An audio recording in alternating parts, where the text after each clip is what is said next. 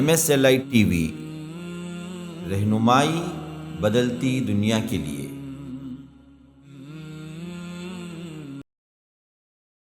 السلام علیکم ورحمۃ اللہ وبرکاتہ۔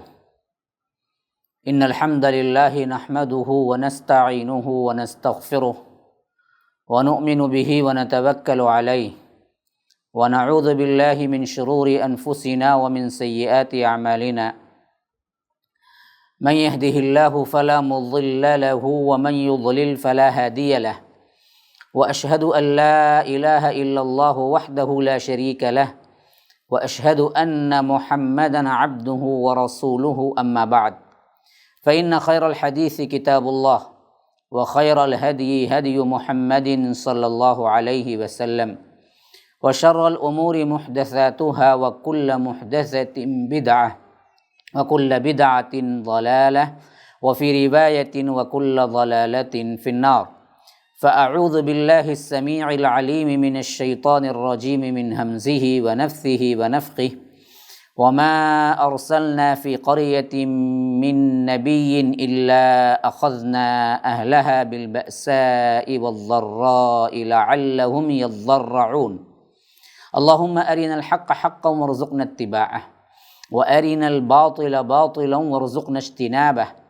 اللهم علمنا ما ينفعنا وانفعنا بما علمتنا وارزقنا علما۔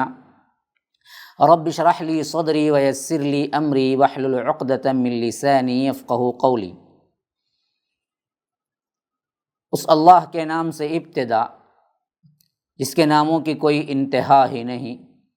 وَلَوْ أَنَّ مَا فِي الْأَرْضِ مِن شَجَرَةٍ أَقْلَامٌ وَالْبَحْرُ يَمُدُّهُ مِن بَعْدِهِ سَبْعَةُ أَبْحُرٍ مَا نَفِدَتْ كَلِمَاتُ اللَّهِ۔ اس ذات اقدس پر کروڑوں درود و سلام ہوں جو تمام جہانوں کے لیے رحمت للعالمین بن کے آئے تھے۔ اللہم صلی علی محمد وعلی آل محمد کما صلیت علی ابراہیم وعلی آل ابراہیم انک حمید مجید، وبارک علی محمد وعلی آل محمد کما بارکت علی ابراہیم وعلی آل ابراہیم انک حمید مجید۔ برادران اسلام، واجب الاحترام بزرگوں، دوستوں، عزیز ساتھیوں، لائق احترام ماؤں اور بہنوں، اللہ تبارک و تعالیٰ کے فضل و کرم سے دورہ ترجمہ قرآن آپ کے سامنے ہفتہ واری پیش خدمت ہے۔ گزشتہ کے درس میں ہم نے سورہ اعراف سورہ نمبر 7 اور آیت نمبر 93 تک سنا اور سمجھنے کی کوشش کی۔ آج میں آپ کے سامنے 94 آیت نمبر تلاوت کی، جس میں رب العالمین فرماتا ہے کہ وَمَا أَرْسَلْنَا فِي قَرْيَةٍ مِّن نَبِيٍّ، اور ہم نے جب بھی کسی بستی میں اپنا کوئی نبی بھیجا تو إِلَّا أَخَذْنَا أَهْلَهَا بِالْبَأْسَاءِ وَالضَّرَّاءِ، تو اس بستی والوں کو بھوک اور مصیبت میں مبتلا کیا، لعلہم یضرعون، تاکہ اللہ تبارک و تعالیٰ کے حضور وہ عاجزی کریں، انکساری اختیار کریں۔ یعنی یہ تمام انبیاء کے قوموں کے ساتھ یہ معاملہ پیش آیا جو رب العالمین یہاں پر ذکر کر رہا ہے، تاکہ لوگ متوجہ ہوں، لوگ اللہ تبارک و تعالیٰ کے پیغام کو سنیں، نبی کی اطاعت کریں۔ یہ ہر قوم کے ساتھ پیش آیا جس کو اللہ تبارک و تعالیٰ نے سورہ اعراف میں 5 انبیاء کرام کے قوموں کے حالات ذکر کرنے کے بعد یہ قاعدہ کلیہ بیان کر رہا ہے، اور اس کے بعد ایک اور نبی کا واقعہ آگے آنے والا ہے، حضرت موسیٰ علیہ السلام کا۔ اس واقعے کی کیونکہ وہ تفصیل اور طویل ہے، تو اس واقعے کو ذکر کرنے سے پہلے چند قاعدے بتائے جا رہے ہیں کہ اللہ تبارک و تعالی انبیاء کرام کو بھیجتا ہے ان کے قوموں کو ان کی ہدایت کے لیے، لیکن اس سے پہلے ماحول بھی اللہ تبارک و تعالی انہیں اس دعوت کو قبول کرنے کے اعتبار سے بڑا سازگار بناتا ہے، کہ جیسے ہی ہم نے کسی بستی میں اپنا کوئی نبی بھیجا تو وہاں کے ماحول کو شروع میں کیا کرتا ہے، اخذنا اہلہا بالبأساء والضراء، بھوک اور مصیبت کے عوض ہم اس کو پکڑ لیتے ہیں، تاکہ کیونکہ خوشحالی میں ہمیشہ سے انسان لاپرواہ ہوتا ہے۔ ہاں، جب بھی کوئی مسخرہ پن کرتا ہے تو اس کا پیٹ بھرا ہوا ہوتا ہے، یاد رکھیے، بھوک کی حالت میں کبھی کوئی مسخرہ پن نہیں کرتا، تو پیٹ بھرا ہونے کی وجہ سے انسان لاپرواہ ہوتا ہے۔ تو یہاں پر اللہ تبارک و تعالیٰ یہ قاعدہ بیان کرتا ہے کہ ہم نے جب بھی کسی بستی میں نبی بھیجا تو اسی دوران نبی کی دعوت کے ابتدائی زمانے میں ان کے اندر بھوک، ان کے اندر مصیبت، ان کے اندر تنگ دستی پیدا کی ہم نے۔ کیوں؟ ماحول بھی بن جائے کہ نبی کی دعوت کو لوگ قبول کر لیں، لعلہم یضرعون، کہ لوگ اللہ تبارک و تعالیٰ کے ہاں عاجزی انکساری کریں۔ لیکن جب یہ چیز بھی ان پر کارگر نہیں گزرتی، اس چیز پر بھی وہ لوگ ہٹ درم بنے رہتے، باوجود تنگی کے، باوجود اللہ تبارک و تعالیٰ نے انہیں تنبیہ کرنے کے، وہ نبی کی بات کو نہیں مانتے، تو مسئلہ پھر دوسرا ہوتا۔ تو فرمایا کہ ثم بدلنا مکان السیئۃ الحسنہ، پھر ہم ان کو کیا کرتے ہیں، اس تکلیف کو آرام سے بدل دیتے ہیں۔ ہاں، اور حتی عفو، یہاں تک کہ وہ کثیر تعداد میں ہو جاتے ہیں، یا آرام دہ جو ماحول ملتا ہے اس کے عوض وہ اس میں مگن ہو جاتے ہیں، اور کہتے ہیں کہ وقالوا قد مس آباءنا الضراء والسراء فاخذناهم بغتة وهم لا يشعرون، کہنے لگتے ہیں کہ ہمارے باپ داداؤں کو بھی تکلیف اور راحت دونوں پہنچی ہے، پھر ہم انہیں اچانک پکڑ لیتے ہیں اور ان کو خبر بھی نہیں ہوتی۔ یعنی اللہ تبارک و تعالیٰ اس آیت میں فرما رہا ہے کہ پہلے نبی کی دعوت کے ابتدائی زمانے میں ہم ماحول بھی سازگار بناتے ہیں کہ نبی کی دعوت کو قبول کر لیں، پلٹ آئیں، روئیں گڑ گڑائیں، لیکن جب اس تنبیہ کے باوجود بھی قوم مانتی نہیں ہے، ہٹ درمی میں ہوتی ہے، تو پھر ہم کو اس حالت سے خوشحالی میں بدل دیتے ہیں، اس واسطے کہ اب ان کا انجام آخرکار عذاب الہی میں آنے ہی والا ہے، اللہ کا عذاب ان پر ثبت ہو چکا ہے، تو آخری یہ حد جس حد تک یہ پار کرنا چاہیں پار کر لیں۔ اور اس وقت ان کو اور ایک غلط فہمی بھی ہو جاتی ہے کہ دیکھو جی پہلے مصیبت ہوئی، اب کیا ہے خوشحالی ہوئی، تو یہ نبی کے انکار کی وجہ سے نہیں ہو رہا ہے، بلکہ یہ سب کچھ زمانے کے دور میں، انداز میں، جیسا زمانہ گزرتا ہے، جیسا تقدیر، یوں سمجھ لیجئے قدرت ایسے ہی آتی ہے، کبھی کیا ہے خوشی ہوتی ہے، کبھی غم ہوتا ہے۔ ہمارے باپ داداؤں کو بھی کبھی کیا ہے مصیبتیں پہنچی ہیں، تو اس واسطے پہنچی ہیں کہ انہوں نے نبی کا انکار کیا نا، بلکہ یہ سب کیا ہے مرور زمانہ ہے، زمانہ جیسے گزرتا ہے یہ سب چیزیں آتی ہی جاتی ہیں، اس واسطے وہ اور مغالطے میں پڑ جاتے ہیں اور دور نکل جاتے ہیں اللہ کی سرکشی میں۔ تو اللہ کہتا ہے فَأَخَذْنَاهُمْ بَغْتَةً، پھر ہم فوری انہیں پکڑ لیتے ہیں، وَهُمْ لَا يَشْعُرُونَ، انہیں خبر تک بھی نہیں ہوتی۔ حالانکہ ہونا کیا چاہیے تھا، وہی اس آیت میں ذکر ہو رہا ہے، وَلَوْ أَنَّ أَهْلَ الْقُرَىٰ آمَنُوا وَاتَّقَوْا لَفَتَحْنَا عَلَيْهِمْ بَرَكَاتٍ مِّنَ السَّمَاءِ وَالْأَرْضِ وَلَٰكِن كَذَّبُوا فَأَخَذْنَاهُمْ بِمَا كَانُوا يَكْسِبُونَ۔ اگر یہ بستی والے ایمان لے آتے، تقوی کی روش اختیار کرتے، تو ہم آسمان اور زمین کی برکتیں ان پر کھول دیتے، لیکن انہوں نے کیا کیا، وَلَٰكِن كَذَّبُوا، جھٹلایا، تو اس کے پاداش میں کیا ہوا، فَأَخَذْنَاهُمْ، ہم نے انہیں پکڑ لیا، بما کانوا یکسبون، جو کچھ بھی وہ کمایا کرتے تھے، جو کچھ بھی انہوں نے کام کیے تھے، اس کے عوض ہم نے ان کو پکڑ لیا۔ ان تین آیتوں میں سمجھنے کی بات سب سے اہم ترین یہ ہے کہ اصول رب العالمین، اصول خداوندی یہ ہے قوموں کے ساتھ کہ انبیاء کرام کو بھیجتا ہے تو شروع میں اس کے ماحول کو بھی اللہ تبارک و تعالی سازگار بناتا ہے کہ دعوت کو قبول کر لو، لیکن اللہ تبارک و تعالیٰ کی پکڑ، اللہ تبارک و تعالیٰ کی تنگی، اور اللہ تبارک و تعالیٰ نے ان پر جو ماحول کو مصیبت والا یا آ کر کوئی بھی عذاب دے کر آزماتا ہے، یہ چھوٹا عذاب ہے، اس میں نہیں پلٹتے ہیں، تو پھر ان کو خوشحال بنا دیتا ہے تاکہ یہ اندھوں کی طرح اور بھٹکتے چلے جائیں۔ کہیں ہمارے ساتھ بھی یہی معاملہ نہیں ہو رہا ہے؟ ذرا غور کرنے کی بات ہے، یہ سرسری طور پر کیا گزر جانے کا مسئلہ نہیں ہے، یہ قرآن ہے جس کا تدبر اور جس کا فہم رب العالمین نے ہمیں بار بار تاکید کی ہے کہ اختیار کرو۔ افلا یتدبرون القرآن، تم قرآن پر غور و فکر کیوں نہیں کرتے، تدبر کیوں نہیں کرتے؟ ام علی قلوب اقفالها، کیا تمہارے دلوں پہ قفل لگ گئے ہیں؟ ہاں، وَلَقَدْ يَسَّرْنَا الْقُرْآنَ لِلذِّكْرِ فَهَلْ مِن مُدَّكِرٍ، ہم نے آسان کر دیا ہے اس قرآن کو، ہے کوئی اس کو یاد کرنے والا، اس سے نصیحت حاصل کرنے والا؟ تو یہ 3 آیات میں ہمیں بھی ایک بہت بڑا کیا ہے اشارہ مل رہا ہے کہ لوگوں، یہ کرونا وائرس کا زمانہ بڑا تنگی کا زمانہ ہے، موت آنکھوں سے دیکھ رہے ہیں اپنے اپنے رشتہ داروں کی، لیکن اس میں اصل چیز کیا ہے؟ احتیاط کے نام پر وہ تمام چیزیں ہم نے کر لی جو ایک حد کو، آخری حد کو چھو گئی۔ نمازوں میں ڈسٹنس، جماعتیں بند، صفوں میں فاصلے، پتہ نہیں اور کیا کیا احتیاط کے نام پر ہم نے کیا ہے قبول کر لیا ایک طرف، لیکن کیا اسی حیثیت سے گناہوں سے بھی دور ہوئے؟ کیا اسی حیثیت سے آپ اللہ کے قریب بھی ہوئے؟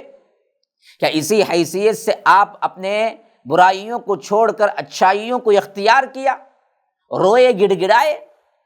کیونکہ مصائب و آلام آتے ہی اس وقت ہیں، لعلہم یتضرعون، لعلہم یضرعون، یہ دونوں الفاظ آئے تاکہ تم آہوازاری کرو، پلٹو۔ کتنے لوگ ہیں جو اس بیماری کے ڈر کی وجہ سے اپنا اٹھنا بیٹھنا کھانا پینا سب چینج کر لیا، لیکن یہ اللہ کا ایک عذاب ہے، اللہ کی ایک پکڑ ہے، یہ سوچ کر سگریٹ کبھی نہیں چھوڑا، حرام کاری نہیں چھوڑی، زنا نہیں چھوڑا، لڑکیوں کو گھورنا نہیں چھوڑا، گندے غلط ویب سائٹ دیکھنا نہیں چھوڑا، گانے نہیں چھوڑے، موویز نہیں چھوڑی، شراب نہیں چھوڑی۔ ہاں تو پھر تو کیا ہو گیا؟ دوسرا مرحلہ بھی شاید آ جائے گا اس کے بعد بڑے خوشحالی کا، اور اس خوشحالی میں بھی ہم کیا ہیں اور مگن رہے تو ہو سکتا ہے پھر آخری مرحلہ آ جائے جہاں پر اللہ اچانک پکڑ لے۔ ڈرنا چاہیے۔ تو اہل قرا، بستی والوں کو تو کرنا کیا چاہیے؟ ہم کو کرنا کیا چاہیے؟ آمنوا واتقوا، ایسے حالت میں ایمان لانا چاہیے اور اپنے تقوی کو اختیار کرنا اور مضبوط تقوی اختیار کرنا چاہیے۔ تو اللہ کہتا ہے لَفَتَحْنَا عَلَيْهِمْ بَرَكَاتٍ مِّنَ السَّمَاءِ، آسمان سے ہم ان کے لیے دروازے کھول دیتے برکتوں کے، زمین ان کے لیے اناج اگلتی، لہلاتے کھیت بن جاتے، معاش آپ کے لیے فری ہو جاتا۔ لیکن معاملہ ان بدبختوں نے کیا کیا؟ وَلَكِنْ كَذَّبُوا، انہوں نے جھٹلایا، تو ہم نے انہیں پکڑ لیا ان کے کرتوت کے سبب۔ اب یہاں پر 2 آیتیں وہ ہیں جو تنبیہاً علی الاعلان سب کے لیے اللہ تبارک و تعالیٰ فرما رہا ہے۔ أَفَأَمِنَ أَهْلُ الْقُرَىٰ أَن يَأْتِيَهُمْ بَأْسُنَا بَيَاتًا وَهُمْ نَائِمُونَ، جنہوں نے کفر کیا، ہٹ درمی کیا، یا بستی والے اپنے آپ کو اس بات سے محفوظ سمجھ رہے ہیں، امن میں سمجھ رہے ہیں کہ ہمارا عذاب ان پر راتوں رات آ جائے جب وہ سو رہے ہوں؟ کیوں بے خوف ہو گئے ہو تم؟ کیا تم اللہ تبارک و تعالیٰ سے بے خوف ہو گئے ہو؟ اب امین اہل القرا، یہاں پر ان بستی والوں کی طرف اشارہ ہے جنہوں نے اللہ کے رسول صلی اللہ علیہ وسلم کی بات نہیں مانی، انبیاء آنے کے بعد بھی، تنبیہات آنے کے بعد بھی اپنے حالات کو سدھارے نہیں۔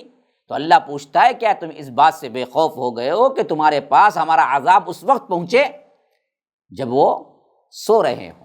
بیاتن وہم نائمون، راتوں رات اچانک سو رہے تھے، عذاب آیا، سب کے سب وہیں کے وہیں ملیا میٹ ہو کے رہ گئے۔ یا نہیں، او امن اہل القری ان یاتیہم بأسنا ضحا وہم یلعبون، کیا تم اس بات سے بے خوف ہو گئے ہو؟ کیا بستی والے اپنے آپ کو اس بات سے امن میں سمجھ رہے ہیں کہ ہمارا عذاب ان پر دن کے وقت آ جائے جبکہ وہ کھیل کود میں لگے ہوئے ہوں؟ ہاں، ایک رات یہاں پر بڑا آرام سے انسان محفوظ ہو کے سوتا ہے، لیکن اللہ ایسے ہی سلا دے؟ کون قادر ہے کہ اس کی روح کو دوبارہ لے آئے؟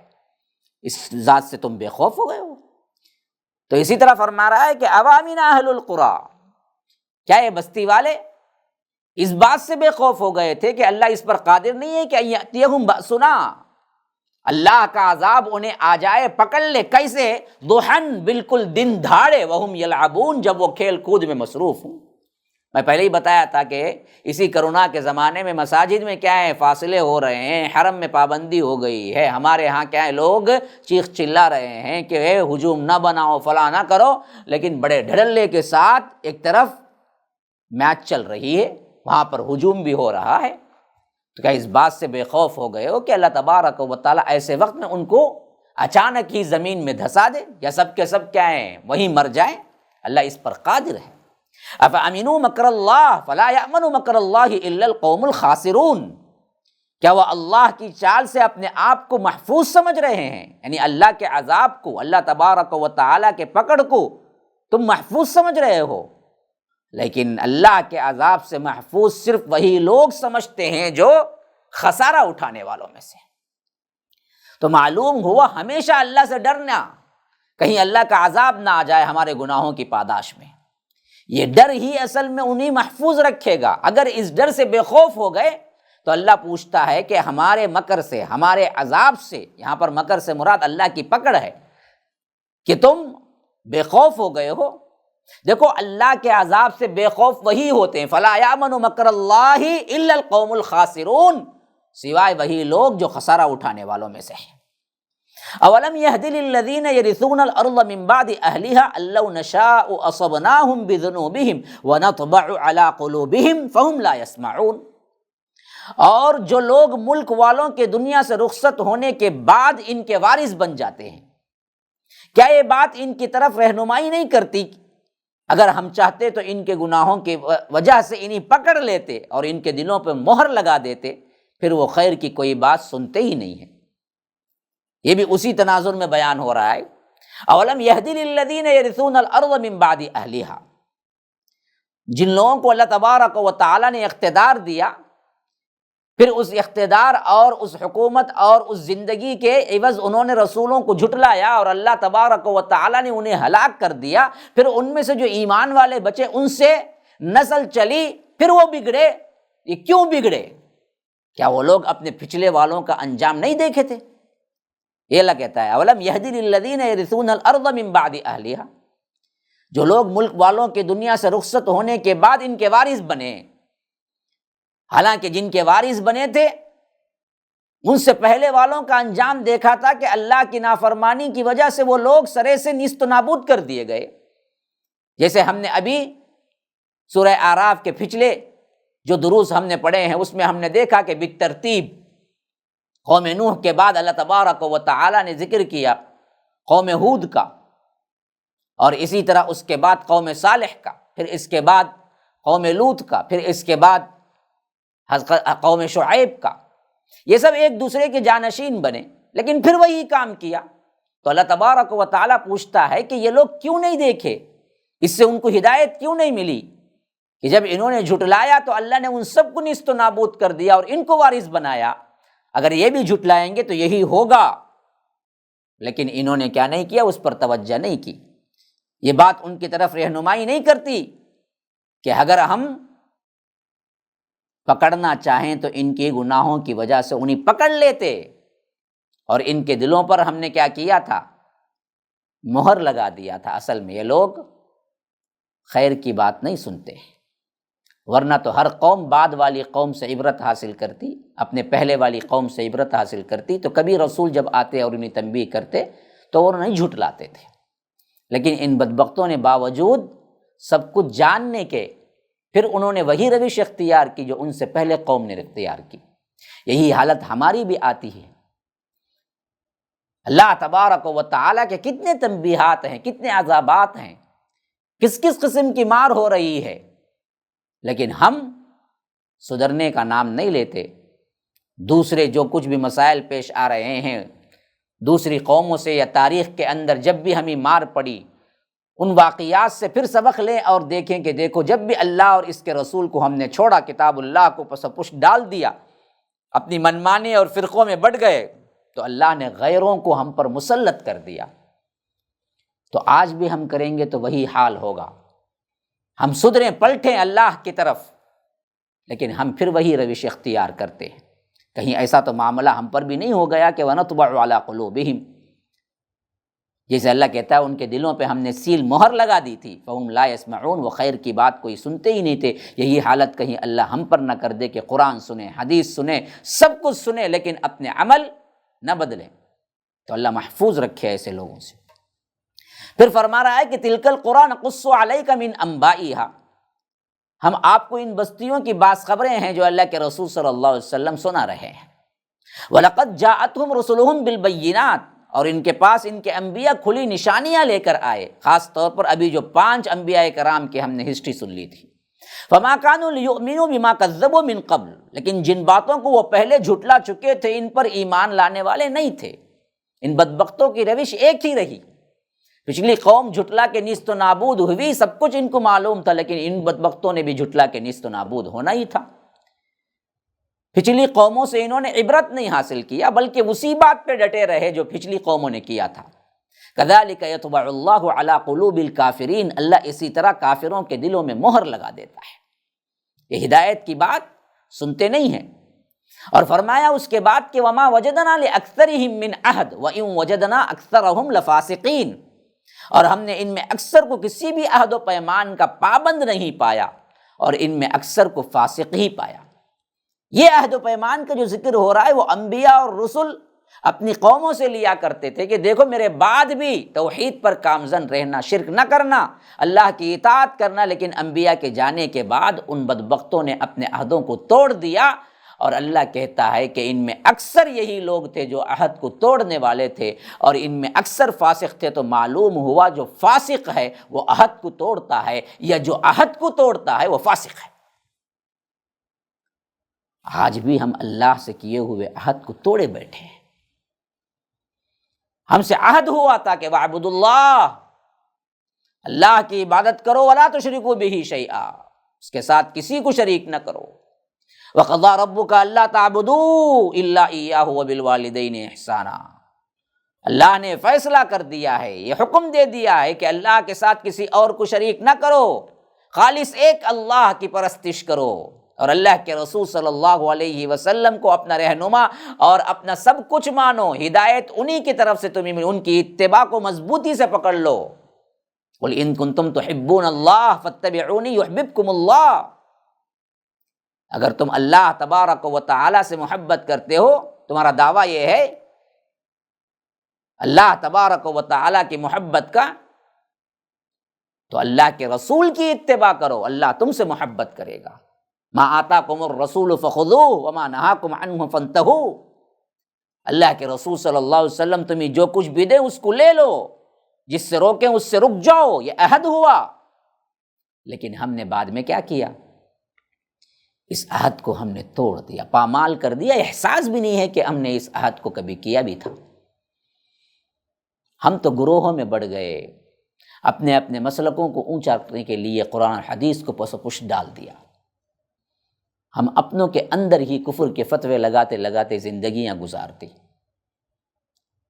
اللہ تبارک و تعالیٰ کے عہد پر ہمیں کبھی بھی توجہ نہیں ہوئی، تو یاد رکھیے عہد کو جو توڑتا ہے وہ فاسق ہے، یا فاسق ہی عہد کو توڑتا ہے۔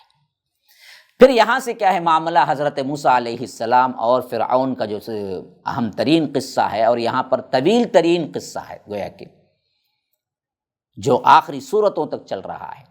تو یہاں سے بات شروع ہو رہی ہے، ثم بعثنا من بعدهم موسیٰ بآیاتنا الی فرعون وملئہ فظلموا بها، پھر ہم نے ان کے بعد موسیٰ کو اپنی نشانیاں دے کر فرعون اور اس کے سرداروں کے پاس بھیجا، اور نشانیوں کی تفصیل آگے آئے گی، جو کل نشانیاں تو 9 بنتی ہیں۔ وَلَقَدْ آتَيْنَا مُوسَىٰ 9 آیات، ہم نے 9 نشانیاں دے کر بھیجا، اور ان نشانیوں میں 2 بڑے نشانیاں آگے چل کر ذکر ہو رہی ہیں اسی قصے کے اندر۔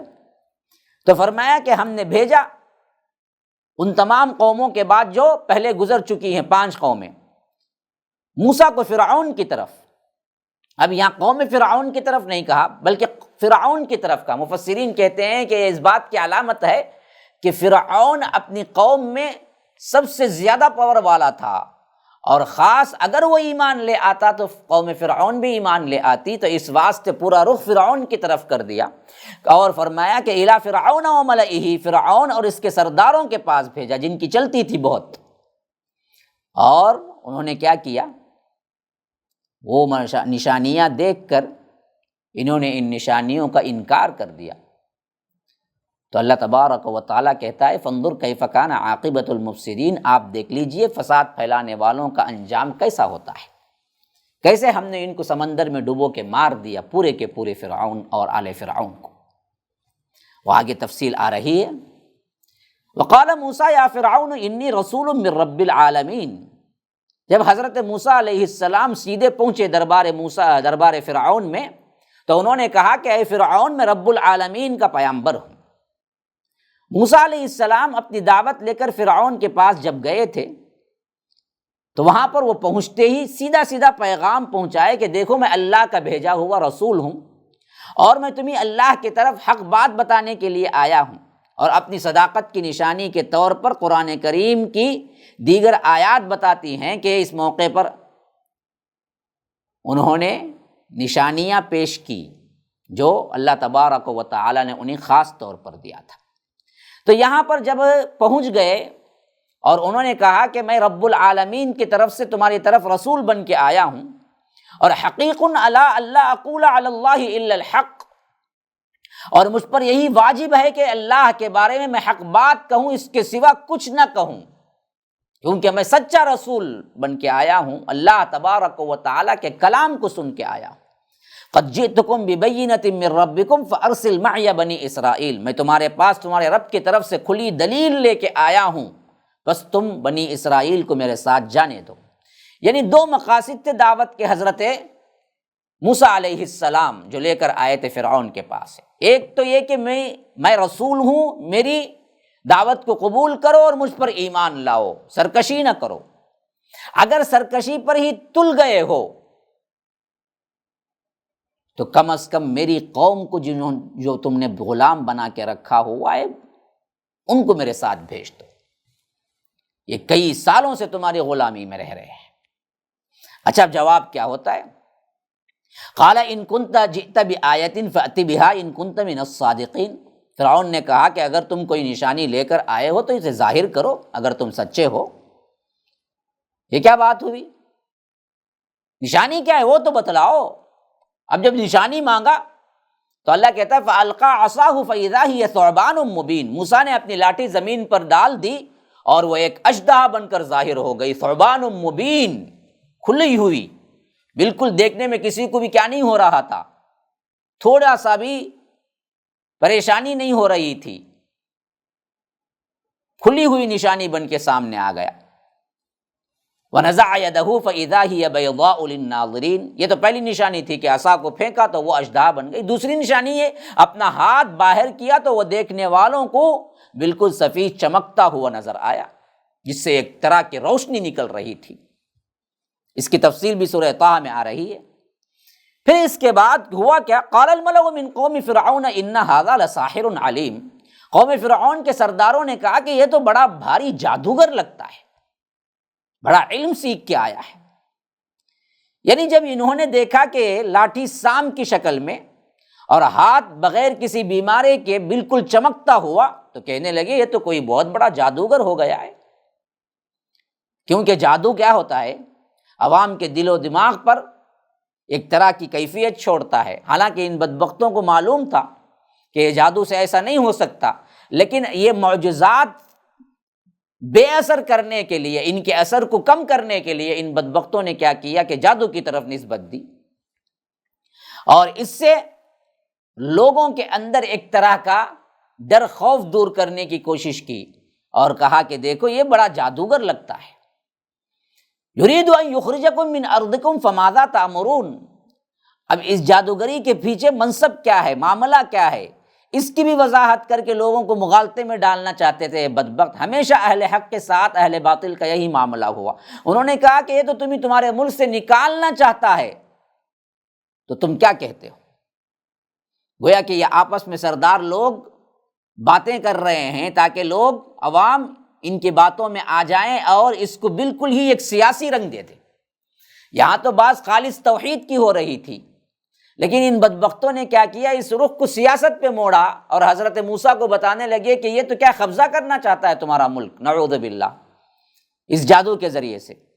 بتاؤ تم کیا کہتے ہو، تاکہ سپورٹ پوری قوم سے مل جائے۔ تو کہنے والے کیا کہے؟ قالوا ارجی واخاہ وارسل فی المدائن حاشرین، لوگوں نے فرعون سے کہا کہ ابھی اسے اور اس کے بھائی کو روک دیجئے، یعنی ابھی اس کا جواب مت دیجئے، ان کو تھوڑی مہلت دیجئے، یا ان کو ایک معنی میں کیا قید کر لیجئے، ابھی فی الوقت کوئی سزا نہ سنائیے۔ اور دوسرا کام یہ کیجئے کہ ارسل فی المدائن حاشرین، کے تمام شہروں میں نمائندے بھیج دیجئے۔ کس واسطے نمائندے بھیجنا ہے؟ یاتوک بکل ساحر علیم، کہ جو ہر جادوگر جو ماہر ہے اس کو بلا کے لے آئے۔ یعنی عام اعلان ہو گیا کہ بھائی دیکھو فرعون کو بڑے بڑے جادوگروں کی ضرورت ہے، ایک بہت بڑا مقابلہ ہے، تو جو لوگ بڑے بڑے جادوگر ہیں یا بڑے بڑے شہر میں جائے جن کا نام ہے ان سب کو بلا کر لے آئے۔ وجاء السحرة فرعون قالوا ان لنا لاجرا ان كنا نحن الغالبین، جب یہ جادوگر یہاں آئے تھے ان کا حال کیا تھا دیکھیے۔ اللہ تبارک و تعالیٰ یہ ظاہر کر رہا ہے کہ یہ آتے وقت ان کا حال کیا تھا، لیکن ایمان ان پر منکشف ہوا تو پھر حال کیا ہوا، یہ ذرا ذہن میں رکھیے۔ آگے آ رہی ہیں آیتیں کہ جادوگر فرعون کے پاس آ گئے تو انہوں نے کہا کہ اگر ہم غالب آ گئے تو یقینی طور پر ہمیں اس کی اجرت تو ملنی چاہیے۔ پورا کانسیپٹ پیسہ دولت اور سیاست تھی۔ یہ ہے اہل ایمان اور اہل دنیا کے معاملات۔ اہل ایمان والے جو محنت کرتے ہیں دین کے لیے ان کا کبھی مطمح نظر دنیا نہیں ہوتا، اور اس کے مقابلے میں باطل قوتیں جو اٹھتی ہیں ان کا زیادہ تر محور صرف دنیا ہوتا ہے۔ اسی واسطے فرعون کے پاس جیسے ہی آ گئے جادوگر، انہوں نے کہا کہ ان لنا لاجرا، ہمارے لیے کیا اجر ہوگا بھائی، ہمارے لیے کیا اجرت ہوگی، ہمارے لیے کیا کچھ گفٹ ہوں گے، ہاں اگر ہم غالب آ گئے، ان کننا نحن الغالبین، کیونکہ ان کو یقین بھی تھا کہ ہم بڑے بڑے جادوگر ہیں، موسیٰ کیا لا سکتے ہیں، ہم تو بہت بڑے لوگ ہیں، ہم تو کیا ہے منٹوں میں ہرا دیں گے۔ تو انہوں نے کہا کہ اگر ہم غالب آ گئے تو ہمیں کیا دیں گے، اجر ملے گا نا۔ فرعون نے کہا کہ قال نعم وانکم لمن المقربین، کہا کہ ہم صرف انعام نہیں دیں گے جی تمہیں، اس سے بڑھ کر ہم تمہیں مقرب بنا لیں گے، پوسٹ دے دیں گے، وزیروں کو شامل کر لیں گے، میرے خاص وزراء ہوگے تم۔ یہ لالچ۔ اچھا اس کے بعد کیا ہوا، فرمایا کہ قالوا یا موسیٰ اما ان تلقی و اما ان نکون نحن الملقین، جادوگروں نے کہا کہ اے موسیٰ یا تو تم اپنا جادو دکھاؤ، یعنی شروع تم کرو، یا ہم لوگ اپنا جادو دکھائیں، شروع ہم کریں، آپ کرتے ہیں یا ہم۔ یہ بھی دراصل جادوگروں کے یقین پر معاملہ معلوم ہوتا ہے کہ ان کو اتنی یقینی کیفیت تو تھی کہ ہم بہت بڑے جادوگر ہیں، یہ شروع کریں یا ہم شروع کریں، غالب تو ہم ہی آئیں گے۔ اس واسطے انہوں نے کیا کیا، بڑی ٹھڈائی سے پوچھا حضرت موسیٰ سے کہ تم ڈالنا چاہتے ہو جادو کے منتر یا ہم کریں، شروعات کون کرے؟ تو حضرت موسیٰ نے کہا کہ قال القوا فلما القوا سحروا اعین الناس واسترهبوهم وجاءوا بسحر عظیم۔ موسیٰ علیہ السلام نے کہا کہ تم ہی لوگ دکھاؤ، تم ہی شروع کرو۔ جب انہوں نے اپنا جادو پیش کیا تو لوگوں کی آنکھوں کو مسحور کر دیا، سحر زدہ کر دیا، اور ان کے دلوں میں رعب پیدا کر دیا۔ واسترهبوهم وجاءوا بسحر عظیم، کہ خود رب کہتا ہے کہ یہ بہت بڑا جادو لے کے آئے تھے، معمولی جادو نہیں تھا۔ دوسری جگہ اس کی وضاحت آ رہی ہے کہ انہوں نے جو لٹھیاں اور جو رسیاں پھینکی تھی وہ لوگوں کو نظر آنے لگی کہ وہ بہترین بڑے بڑے سانپوں کی شکل میں رینگ رہے ہیں، حالانکہ وہ اصل میں حقیقت نہیں تھی۔ تو اوحینا الی موسیٰ ان الق عصاک، اللہ تبارک و تعالیٰ کہتا ہے پھر ہم نے حضرت موسیٰ کو بذریعہ وحی کہا کہ اپنی لاٹھی زمین پر ڈال دو۔ یہاں یہ معاملہ ہو رہا تھا، خود حضرت موسیٰ بھی ایک مرحلے میں اس سے گھبرا گئے تھے، لیکن اللہ تبارک و تعالیٰ نے فوری طور پر وحی کی کہ آپ کے ہاتھ میں جو لاٹھی ہے، جو عصا ہے، عصا موسوی کہلاتا ہے، اس کو ڈال دو۔ پھر کیا ہوا، فَإِذَا هِيَ تَلْقَفُ مَا يَأْفِكُونَ، کہ دیکھتے ہی دیکھتے جادوگروں کے جتنے جھوٹ تھے، یعنی وہ رسیاں اور وہ لاٹھیاں، وہ جو کچھ بھی تھے جو دکھ رہے تھے تو کیا تھے، سانپ وغیرہ، لیکن ان سب کو نگل گئی۔ یہ اللہ کے حکم سے صحیح طور پر بنا تھا نا جی، یہ تو جادو سے نہیں بنا تھا اشدھا۔ تو وہ پورے کے پورے کیا ہیں، جتنے ان کے جھوٹے رسیاں اور لاٹھیاں تھے سب کو سب نگل دیا۔ تو اللہ تبارک و تعالیٰ نے اتنا بڑا معجزہ ان کے سامنے دکھایا، تو فوقع الحق وبطل ما كانوا يعملون، تو اللہ کہتا ہے کہ پس حق ثابت ہو گیا اور جادوگروں کا عمل بیکار گیا، بالکل ذلیل ہو گئے سب کے سامنے۔ فغلبوا هنالك وانقلبوا صاغرین، تو اللہ کہتا ہے کہ چنانچہ وہ سب کے سب وہاں مغلوب ہو گئے، فغلبوا ہنالک، وہاں پر وہ سب کے سب ہار گئے، وانقلبوا صاغرین، اور ذلت اور رسوائی ان کا سامنا کرنا پڑا، ان سب کو، سب ذلیل ہو کے رہ گئے۔ وَأُلْقِيَ السَّحَرَةُ ساجدین، یہاں تو مرحلہ یہ ہو رہا تھا کہ پیچھے تاپ کھا رہا تھا فرعون، خون کھول رہا تھا اس کا کہ ہوا کیا، لیکن یہاں جادوگروں پر اس کا بالکل الٹا ہی اثر ہوا کہ وہ سب کے سب زمین پہ سجدے میں گر پڑے۔ وَأُلْقِيَ السَّحَرَةُ ساجدین، ایسے گر پڑے گویا کہ کوئی طاقت ہے جو ان کو بلا ارادہ سجدے میں گرا دی، سب کے سب۔ اور کہا ان سب نے، قالوا آمنا برب العالمین، انہوں نے کہا کہ ہم رب العالمین پر ایمان لے آتے ہیں۔ کون رب العالمین؟ رب موسیٰ و ہارون، جو موسیٰ اور ہارون کا رب ہے۔ یہ واقعہ، اس میں اہم ترین بات نوٹ کرنے کی یہ ہے، مختصر دورہ ترجمہ قرآن میں صرف اشارے ہی دے سکتا ہوں کہ یہاں پر قوم فرعون کا معاملہ وہ نہیں ہوا جو جادوگروں کا معاملہ ہوا، اور ان کے اندر جو یقینی کیفیت پیدا ہوئی رب پر، وہ اس واسطے کہ اصل معاملہ یہ لوگ جانتے تھے کہ جادو کی کس حد تک انسان اس کے اندر کوئی کام کر سکتا ہے، حقیقت جانتے تھے کہ کتنا بڑا علم کیوں نہ ہو، لیکن جادو کے ذریعے سے اصل حقیقت نہیں بدلتی، دکھنے میں ہو سکتا ہے، لیکن یہاں اصل حقیقت تبدیل ہو کے جادوگروں کے جتنی لاٹھیاں اور رسیاں تھیں وہ سب کا سب یہ سام بن کے نگل گیا، تو ان کو یقین کامل ہو گیا کہ یہ ہرگز کوئی جادو نہیں ہے، یہ جو بھی کچھ بھی ہے اس کے علاوہ ہے جو رب العالمین ہی کر سکتا ہے۔ اس واسطے انہوں نے کیا ہے، پورے شرح صدر کے ساتھ اسلام کو قبول کر لیا، اور ساتھ میں انہوں نے یہ لفظ بھی کہا کہ رب موسیٰ و ہارون، کے موسیٰ اور ہارون کے رب پہ۔ کیوں؟ لوگوں کو شبہ ہو سکتا تھا کہ وہ لوگ فرعون کو بھی تو رب ہی کہتے تھے نا، کہ کہیں یہ فرعون کی ربوبیت کا تو اقرار نہیں کر رہے ہیں، تو انہوں نے معاملہ اور واضح کیا کہ نہ، ہم موسیٰ اور فرعون کے رب کے بارے میں کہہ رہے ہیں کہ ہم ان پر ایمان لے آئے۔ اب جیسے ہی یہ معاملہ ہوا، کس طرح لوگ جو خاص کر متکبرین، پیسے والے اور ذہین فتین، اسلام اور حق کو قبول نہ کرنے والوں کا معاملہ ہوتا ہے، وہ اچھی طرح یہاں پر دیکھ لیجئے، نوٹ کر لیجئے۔ قال فرعون آمنتم به قبل ان آذن لکم، فرعون نے کہا کہ میں اجازت دیتا اس سے قبل تم ایمان لے آئے ان پر۔ اچھا، ان ھذا لمکر مکرتموہ فی المدینہ، کہا کہ یہ یقیناً ایک سازش ہے جو تم لوگوں نے شہر میں اس غرض سے کی ہے، لتخرجوا منہا اہلہا، تاکہ کے رہنے والوں کو یہاں سے نکال دو۔ ہاں، فسوف تعلمون، ان قریب تمہارا کیا انجام ہوگا یہ تم جان لو گے۔ یعنی جب حق واضح ہو گیا اور تمام جادوگر ایمان لے آئے، تو فرعون اپنی ذلت رسوائی پر پردہ ڈالنے کے لیے کہا کہ تم لوگ میری اجازت کے بغیر موسیٰ پر ایمان لے آئے ہو۔ ایسا معلوم ہوتا ہے کہ تم یہاں آنے سے پہلے موسیٰ کے ساتھ مل گئے تھے اور ایک رچی رچائی سازش کے مطابق یہاں آئے۔ پہلے تم لوگ موسیٰ کے خلاف اپنے آپ کو ظاہر کیا، پھر تیزی دکھائی، پھر اس کے بعد اس کے سامنے جھک گئے تاکہ تم سب مل کر یہاں کے مصری اصلی باشندے جو قبطی ہیں ان کو نکال دو، اور اس کی جگہ تم لے لو موسیٰ اور تمہارا بادشاہ بن جائے۔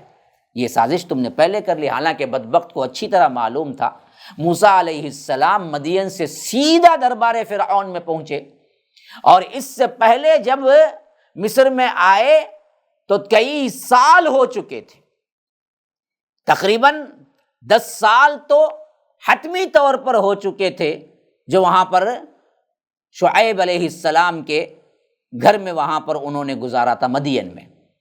پھر اس کے بعد نکل کے آئے تو مصر چھوڑے 10-11 سال ہو چکے تھے، کوئی تعلق مصر والوں سے نہیں تھا، اور جب آئے تو سیدھے پہنچے فرعون کے دربار میں، اور آنے کے بعد جب اعلان کیا اور اپنے معجزے دکھائے تو خود فرعون کے ان کے اپنے سپاہیوں نے انہیں روک لیا، کسی سے ملنے نہیں دیا، اور ساتھ میں خود ان کے اپنے لوگ ہرکارے بن کر ہر جگہ کے جادوگروں کو اکٹھا کیا، جس میں کوئی بھی حضرت موسیٰ کے ساتھ تعلق نہیں تھا، نہ کبھی ملے تھے، نہ کوئی بات چیت ہوئی تھی، لیکن جب حق کو قبول کر لیا تو اس نے پینترا ہی بدل دیا اور کہہ دیا کہ او ہو، یہ سب تمہارا اپنا ہی کیا ہے، بنا بنایا نمونہ ہے، سازش ہے، کہ موسیٰ تو لگتا ہے کہ تمہارا بڑا سردار ہے، تم سب اسی سے سیکھے ہو اور یہ سازش کر کے آئے ہو کہ کچھ دیر کے لیے تو ہم تمہارے خلاف رہیں گے، پھر اس کے بعد ہم دراصل تمہارے سامنے جھک جائیں گے اور تم ہمارے بادشاہ بن جاؤ۔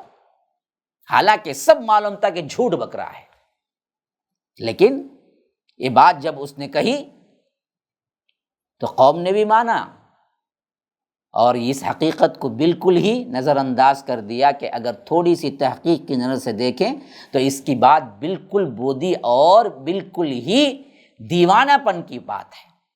حضرت موسیٰ ان سے کب ملے، کب سکھایا، لیکن کسی نے نہیں پوچھا۔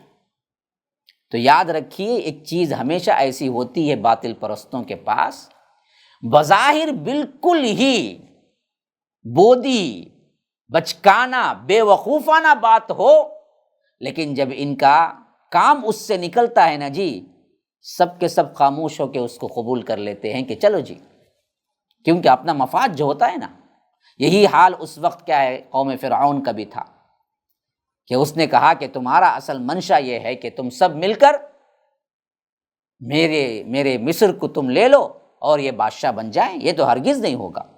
اب میں تمہارے ساتھ کیا کچھ کر رہا ہوں، ذرا اب دیکھو میں تمہارے ساتھ کیا سلوک کرتا ہوں۔ پھر اس نے کہا کہ لَأُقَطِّعَنَّ أَيْدِيَكُمْ وَأَرْجُلَكُمْ مِنْ خِلَافٍ ثُمَّ لَأُصَلِّبَنَّكُمْ أَجْمَعِينَ، میں یقیناً تمہارے ایک طرف کے ہاتھ اور دوسری طرف کے پاؤں کاٹ ڈالوں گا، یعنی ایک ہاتھ ایک پاؤں مخالف سمتوں میں کاٹ دوں گا، پھر تم سب کو سولی پر چڑھا دوں گا۔ یہ ہے وہ دھمکی جو اوپر کہہ رہا تھا کہ فَسَوْفَ تَعْلَمُونَ، اب میں تم سے کیا کرنے جا رہا ہوں ذرا دیکھو تم۔ اب تو اب یہ دھمکی دی۔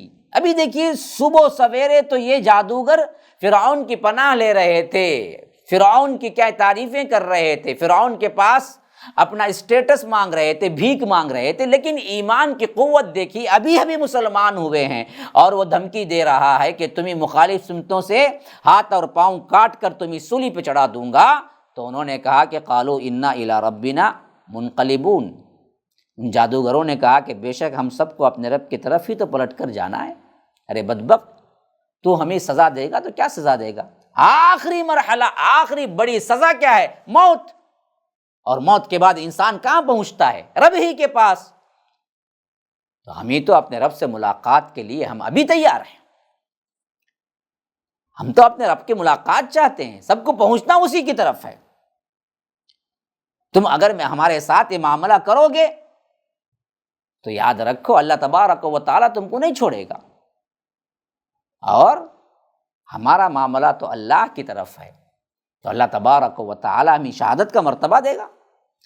وما تنقم منا الا ان آمنا بآیات ربنا لما جاءتنا ربنا افرغ علینا صبرا وتوفنا مسلمین، اور ہم سے تمہاری دشمنی کا سبب اس کے سوا اور کیا ہے؟ صبح میں تو تم ہمارے لیے بڑے بڑے باتیں کر رہے تھے، بڑے بڑے کیا ہیں منسٹریاں دی جا رہی تھی، بڑے بڑے کیا ہیں سیٹ کے عہدے عہد و پیمان ہو رہے تھے، لیکن اب دشمن جو بن کے ہاتھ پاؤں کاٹنے کی بات جو کر رہا ہے فرعون، تو جادوگروں نے کہا کہ اس کے سوا اور کیا بات ہے، ہمارا کون سا کیا ہے جرم ہے اس کے سوا، سوائے یہ کہ ہم نے ہمارے رب کی نشانیاں جو آئی تھی اس پر ایمان لے آئے۔ ان آمنا بآیات ربنا لما جاءتنا، جب ہمارے پاس ہمارے رب کی نشانیاں آ گئی تو ہم ان پر ایمان لے آئے۔ جب معلوم ہو گیا یہ جادو نہیں ہے، اللہ کے رسول برحق ہیں، حضرت موسیٰ برحق ہیں، رسول بن کے آئے ہیں، یہ معجزہ ہے، تو ہم ایمان لے آئے، اس کے علاوہ ہمارا جرم کیا ہے بدبخت۔ اور اب دعا یہی ہے، اب پلٹنا نہیں ہے، اب کفر نہیں ہے، اب ارتداد نہیں ہے، اضمحلال نہیں ہے، کمزوری نہیں ہے، ایمان سے پلٹنا نہیں ہے، اب تو صرف یہی دعا ہے کہ ربنا افرغ علینا صبرا، اے ہمارے رب ہمارے اوپر صبر کو انڈھیل دے، سراپا ہمیں صابر بنا دے، وتوفنا مسلمین، اور اس دنیا سے اٹھا تو ہمیں مسلمان بنا کے اٹھا، حالت مسلمانیت میں ہم تیرے پاس پہنچ جائیں، بس اتنی خواہش ہے، اس کے علاوہ ہمیں دنیا کی کوئی خواہش نہیں ہے، نہ تیرے مرتبے کی، نہ تیرے کیا ہے وزیر کی، نہ تیرے دولت کی، نہ تیرے محل کی، نہ تیرے عزت کی، کسی کی ہمیں کوئی ضرورت نہیں ہے، بس ہمیں امید ہے، ہمیں خواہش ہے، ہمیں یقین ہے، ہمیں دعائیں ہیں، تو بس یہ ہے کہ تو جو کچھ بھی سزا دے رہا ہے اللہ اس پہ صبر عطا کرے اور ہم ایمان کی حالت میں رب کے حضور پہنچ جائیں۔ یہ ہے ایک مسلمان کی صدا جو ہونی چاہیے، کچھ بھی ہو جائے تبلیغ کے لیے نکلے، اللہ کی راہ میں نکلے، توحید کی عظمت کو ببانگ دوہل کہنا شروع کیا، معاشرے نے تنگ کیا، بستی سے نکال دیا، الگ کر دیے، پریشانیوں میں مبتلا کر دیا، معاشرہ آپ کو تنگ کر دیا، معاش آپ کی بند ہو گئی، جاب چلا گیا، کوئی فکر نہیں، ان سب کی فکر مت کرو، بلکہ یہ دعا یاد رکھو، اے اللہ اس کے مقابلے میں ہم پر صبر انڈھیل دے، ان سیدھی راہ کے مقابلے میں جتنی تکلیفیں آ رہی ہیں اس کو میں صبر کے ساتھ جھیل جاؤں، ریٹرن نہ ہو جاؤں، کہیں میرا ایمان کمزور نہ ہو جائے، کہیں میں ارتداد کا شکار نہ ہو جاؤں، کہیں میرے ایمان میں کمزوری اور شکایت نہ پیدا ہو جائے، ایسا صبر دے یہاں تک کہ میں حالت ایمان میں تیرے سے ملاقات کر لوں، یا تو شہادت نصیب کر دے یا تو ایمان اتنا کامل بنا دے کہ موت آتے وقت میں مسلمان رہوں۔ یہ ہے اصل دعا وہ کر رہے تھے، افرغ علینا صبرا وتوفنا مسلمین۔ اب بعد میں کیا ہوا؟ انہوں نے کہا کہ وقال الملأ من قوم فرعون اتذر موسیٰ وقومہ لیفسدوا فی الارض ویذرک وآلہتک قال سنقتل ابناءهم ونستحیی نساءهم وإنا فوقهم قاہرون۔ قوم فرعون کے سرداروں نے ان سے کہا کیا آپ موسیٰ اور اس کی قوم کو یوں ہی آزاد چھوڑ دیں گے؟ یعنی معاملہ ایسے لگ رہا ہے کہ اس واقعے کے بعد بھی فرعون کی ہمت نہیں پڑی کہ وہ حضرت موسیٰ کو پکڑ لیں یا قید کر لیں، کیونکہ وہ بھی تو دراصل کیا ہے، اسی کے محل میں پلے تھے نا جی، اور اس کے علاوہ اب اس وقت جو لوٹے تھے تو اللہ کی تبارک و تعالیٰ نے جو نبوت کا جلال دیا تھا وہ بھی تو ساتھ میں تھا۔ تو فرعون کتنا بڑا ظالم کیوں نہ ہو، لیکن ہمت ابھی بھی اتنی نہیں تھی کہ فرعون برملا حضرت موسیٰ سے ٹکر لے سکے۔ تو حضرت موسیٰ اس واقعے کے بعد اپنی دعوت میں مشغول ہو گئے، بلکہ روایتوں میں تو آتا ہے کہ جب یہ معجزہ ہو گیا، جادوگروں کا مقابلہ ہو گیا، تو 6 لاکھ افراد کی جو بنو اسرائیل کی قوم تھی، جن میں بعض لوگ ابھی تذبذب کا شکار تھے فرعون کے مقابلے میں حضرت موسیٰ کو ماننے کے سلسلے میں، ان سب کا بھی ڈر جاتا رہا، اور سب کی سب پوری کی پوری بنی اسرائیل حضرت موسیٰ پر ایمان لے آئی، تو اور زیادہ وہ مضبوط بن گئے۔ اور یہ قوم کے سردار نوٹ کر رہے تھے، دیکھ رہے تھے، تو جب انہوں نے دیکھا کہ حضرت موسیٰ علیہ السلام کا اثر رسوخ بڑھتا جا رہا ہے اور لوگوں کے اندر فرعون کی جو سفاکی اور فرعون کا جو ظلم کا معاملہ ہے، باوجود فرعون کے بارے میں ان کی قوت اور اس کے بارے میں کمزوری پیدا ہو رہی ہے، ڈر کم ہو رہا ہے، تو انہوں نے کہا فرعون سے کہ آپ موسیٰ کو اور اس کی قوم کو یوں ہی آزاد چھوڑ دیں گے؟ اچھا کیوں جی؟ کیا لفظ استعمال کر رہے ہیں دیکھیے، کس سے انسان طیش میں آ سکتا ہے، یہ چاپلوسی لوگ ہمیشہ وہی لفظ استعمال کرتے ہیں۔ تو انہوں نے کہا کہ آپ موسیٰ اور اس کی قوم کو یوں ہی آزاد چھوڑ دیں گے تاکہ وہ زمین میں فساد پھیلائیں، لیفسدوا فی الارض۔ دیکھیں اب فرعون کب طیش میں آئے گا؟ جب دراصل معلوم ہوگا کہ اس کی سلطنت جا رہی ہے۔ تو انہوں نے کیا کیا، یہ ٹکڑا مرچ مسالہ لگا کر لگایا کہ دیکھو حضرت موسیٰ جو کر رہے ہیں وہ فساد فی الارض ہے، اور وَيَذَرَكَ وَآلِهَتَكَ، اور آپ کو اور آپ کے معبودوں کو لوگ چھوڑ دیں، نظر انداز کر دیں۔ اب یہاں پر بہت نکتے کی بات ہے کہ فرعون خود سب کے لیے معبود تھا، سب اس کے لیے سجدہ کرتے تھے، تو فرعون کا بھی کوئی معبود تھا۔ ابن کثیر وغیرہ کی روایتوں میں آتا ہے کہ ہاں فرعون بھی عبادت کرتا تھا۔ فرعون بظاہر اپنے رب ہونے کے اعتبار سے کہتا تھا کہ میں تم سب لوگوں کے لیے رب ہوں، میری عبادت حکومت کے اندر شامل ہے، لیکن یہ خود بھی دوسرے معبودوں کی عبادت کرتا تھا۔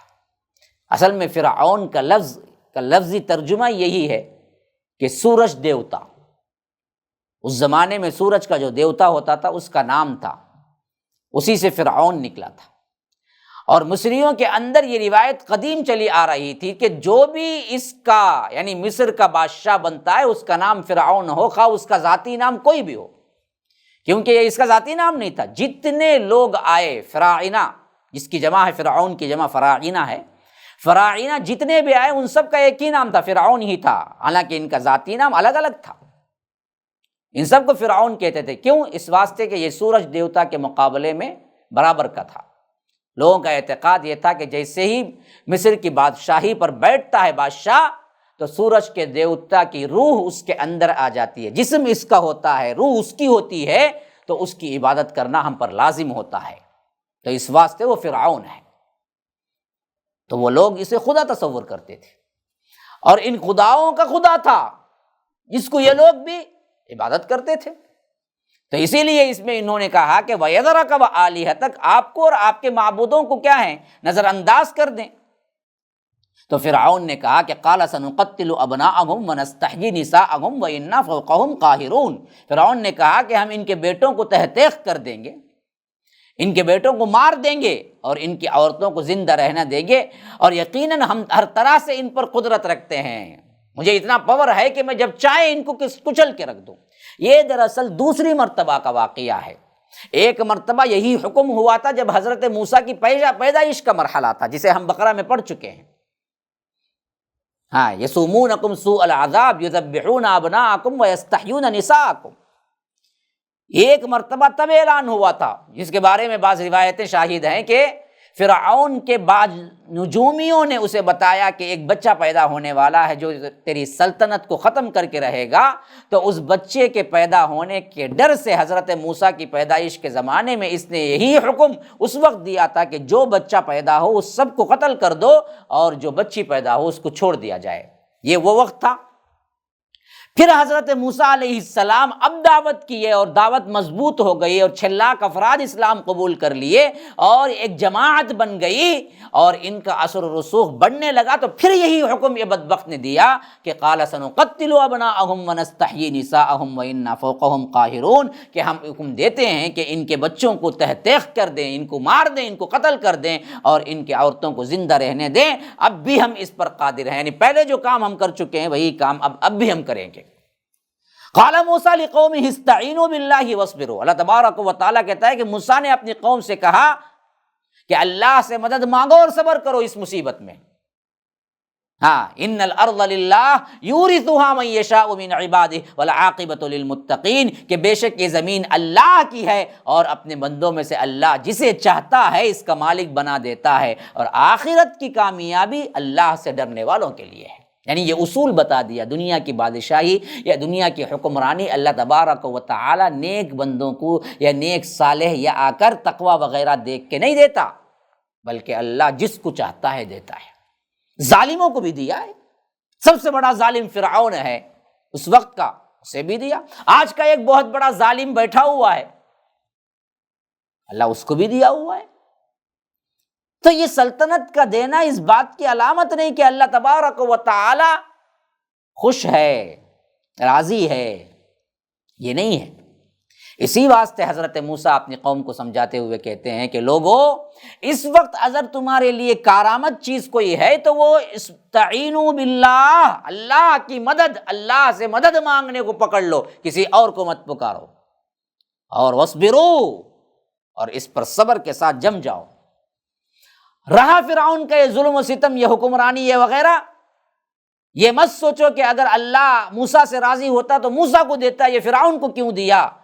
یاد رکھو اللہ کا یہ اصول نہیں ہے دنیا میں دینے کا، دنیا میں بادشاہی دینے کا یہ اصول ہوتا تو کبھی فرعون بادشاہ نہ بنتا، بلکہ دنیا میں اللہ بادشاہ جس کو چاہتا ہے بناتا ہے، کیونکہ اللہ تبارک و تعالی پوری دنیا کا کیا ہے، مختار کل ہے، اور پوری دنیا اور پوری زمین اللہ کے لیے ہے۔ یورثها من یشاء من عبادہ، کبھی ظالم کو بنا دے، کبھی پاگل کو بنا دے۔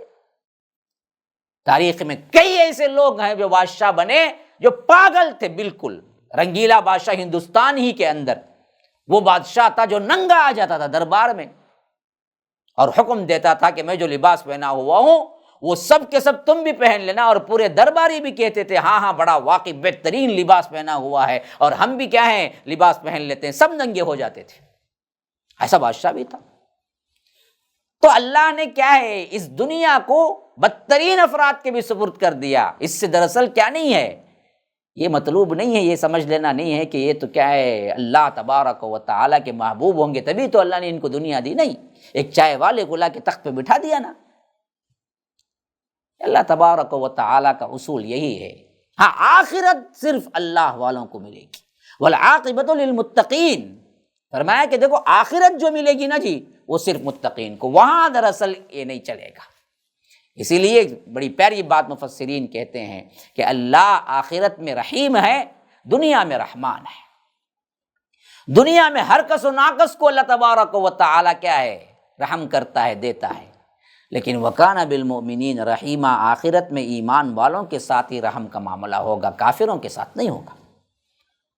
تو وَالْعَاقِبَةُ لِلْمُتَّقِينَ، متقین کے لیے ہی آخر کیا ہے، کامیابی ہے۔ اب یہاں سے دراصل بنی اسرائیل کی نافرمانیاں بھی شروع ہو رہی ہیں کہ انہوں نے بھی پھر کیا ہے حضرت موسیٰ کو تنگ کرنا شروع کر دیا۔ انشاءاللہ وہ کیا باتیں ہیں وہ ہم اگلی مجلس میں رکھیں گے۔ ھذا وباللہ التوفیق، صلی اللہ وسلم علی نبینا محمد۔